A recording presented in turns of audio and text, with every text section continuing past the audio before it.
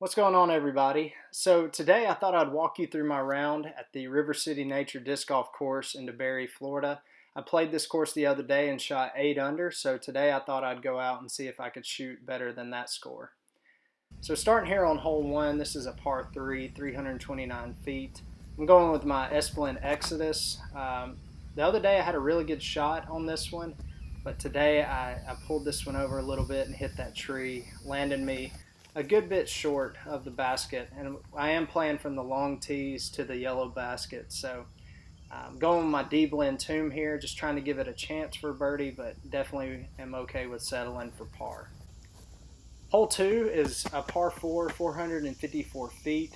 I'm going with my ESP Undertaker here, mainly just trying to hit that gap and have something that finishes straight, maybe have a little bit of left finish, but on this one I turned it over just a little bit too much, but I did make it through the gap, and I actually have a decent look at the gap to lead to the basket. So I'm going with my S-Blend Scepter here on a sidearm, trying to get it close, and out of my hand I thought this was going to be right next to the basket, but I underestimated the pin placement and actually ended up about 30 feet short and right.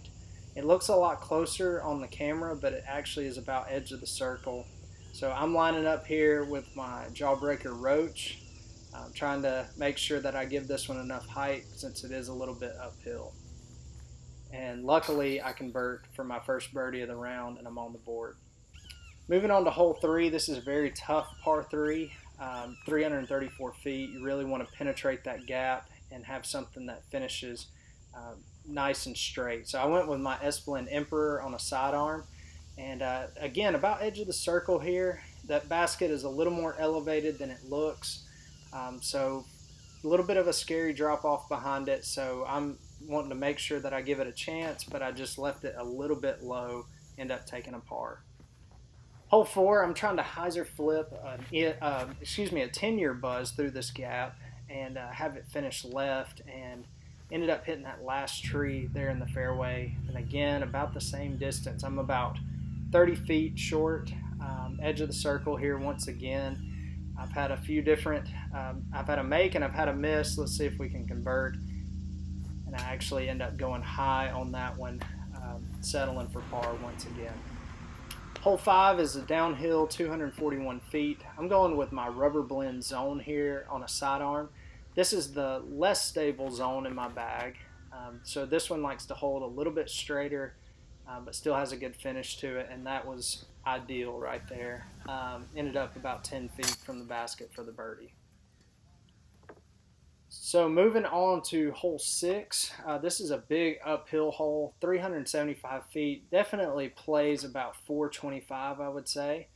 Got my S-Blend Faro, trying to get a good flex, but the wind just knocked it down. So I did get pin high, but I'm about 50 feet to the left of the basket.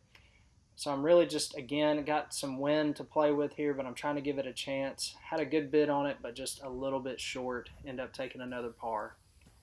On to hole 7, which is the longest hole on the course at 734 feet. It's a par 4. Going with my Faro once again, and I'm still misjudging the wind. It was a pretty good drive, got me out there about 400 feet, but now I've got about 450 left to the basket and throwing over OB, so I take that same Faro, tried to turn it over, but that tailwind just stables it out, and I end up finishing way left of the basket. Got about pin high, but as you can tell from this next shot, I'm directly behind that tree. So I decided to have a little bit of fun with this one, and I go up and over trying to just crash one in since I didn't have a look. Knew that I had a very low chance of making it from really any other type of putt, so I thought I would have a little fun with that one. As you can tell, I'm walking up, and this is about 10 feet from the basket. I'm able to tap in for my par. So nothing too exciting so far. Par golf is fine though, and happy to get out of it with no bogeys. On to hole 8, this was a really cool moment in the round. There were a lot of dads and their kids out playing, and they were letting me play through. And all these kids, this was their first time playing, so it was a little fun to see them see a guy, I guess, who's played a little bit. So I had a really good drive there, and then this shot just, I can't even explain. Threw my D-blend tomb and just had it crash in for the eagle. Really fun moment for the kids that were behind me as well as their dads, and happy to get out of there taking 2 strokes away on that hole. Hole 9 is a little sidearm hole. The yellow basket is actually tucked back into the wood, so I'm not playing to that basket you see. But that was a great job with my Viper, and just crashed into the trees, and I got about 20 feet away, tapped in the birdie. So I finished 5 under on the front 9. I'm really happy with that. On to hole 10. This is 295 feet, and this is a very low ceiling and a very tight gap. Sorry that you can't see the drive there. Didn't really have any great positions for the camera, but I ended up hitting a tree limb that was hanging down. So I've got my flat C-blend slab there that I'm pitching up with, and ended up about 10 feet. Take another par. Hole 11 is 325 feet. I'm going outside of these 2 trees that you see directly in front of me with my Emperor. I actually threw that a lot lower than I wanted to, but had a really good result. Had a big skip towards the basket down there. I ended up about 25 feet away. So as you could tell from the front 9, I've been having a little bit of trouble with that distance, just getting warmed up. And so this is a really good putt to kind of test where I am. Do have that tree limb that's hanging down low. So that one was very low, but luckily I was able to sneak it in for the birdie. Hole 12 is 530 feet, par 4. I'm trying to go with my Faro here, get something turned over, and it pushes into that tree line that is straight ahead that you can see. You really want to get a nice S shape out of your flight, and I felt like I got a hold of that one. So this is my putt for my eagle. This is about where my shot landed the other day when I played this course. So I've got about the same distance, same type of putt. And out of my hand, I thought this was going in, and it just ended up just a touch short. So I end up having to take a birdie on this one. But out of the 2 rounds, I hit the basket for an eagle, and then I thought I had that one for an eagle. So can't be too upset. Hole 13 is one of the hardest holes on the course in my opinion. Basically, you want to go straight down that gap, straight ahead, and then it basically is a 90-degree turn to the right, and it is all about placement. So I went with an Aztec there. Actually ended up in a good position. Going with a metal flake Faro here, trying to flip it up, and I threw it a little too high and cut it off a little bit short.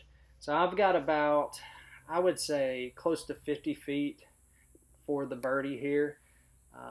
Really getting to test out some of my long putts, and so I felt pretty comfortable lining this up, and actually felt really good coming out of my hand, but just a little bit low and a little bit to the right. So hopefully I can correct those as the round goes on. Another tough par 4, 435 feet. This one I went with my Buzz, just trying to get in that gap, and I ended up turning it over too much, and it's to the right. And I have absolutely no look at the basket. So sorry about the camera angle. I'm going with an Undertaker here on a thumber line, trying to just push forward, but there was no chance that was getting through. These trees grab everything, and so it cut me down a little bit short. So I'm going with my D-blend tomb once again for the approach. Trying to give it a little bit of a bid, but again, just trying to keep it close, make sure I get that easy par. Hole 15, really tough hole for me. I'm trying to go up and over with my metal flake Faro, and about like the last round I played, I got it up high enough. It just hits the trees though and crashes down. There is a gap where my disc landed, as you can tell right here, so I did not know that gap was there, so I will definitely be trying to go for that the next time. Trying to get my grip on the disc. It was very humid today, but this is the D-blend tomb once again, and out of my hand, thought that was in, thought I had another birdie, but again, end up taking a par. This is 290 feet, par 3, hole 16. I'm going with a 10-year Buzz here. After playing this the other day, I realized that the left side of the fairway is more open, so I wanted to go with something that I knew if it faded out, I would still have an open putt. And it did end up hitting part of that tree, and it put me a little bit short. So I'm about 30 feet once again. And after missing low for so many times this round, I decided, hey, just keep it up high. you're on target, just get the height. And luckily I was able to convert that one. Hole 17 is a really cool hole, 234 feet. You really want to have something that finishes left. I'm going with my C-blend tomb. I actually missed my line, almost ace the red basket, but had a great kick off the tree, which kicked me right towards the basket, and I've got about 20 feet left for the birdie and am able to convert that. So at this point, I'm above what I shot in the last round I played here, and so really I just don't need to screw this up. But this is a 465-foot par 3. Going with the Faro once again, had a strong headwind here. I got a nice flight out of this disc, but I don't know if I could have gotten much more with the headwind. I would say I'm probably 70 feet out or so for my birdie 2, and just a little bit short. So that's it, guys. This was a lot of fun to shoot. It was fun to go back out and play this course again, and thankfully I improved on what I shot last time. So thank you guys for watching, and hope to have some more content for you in the near future.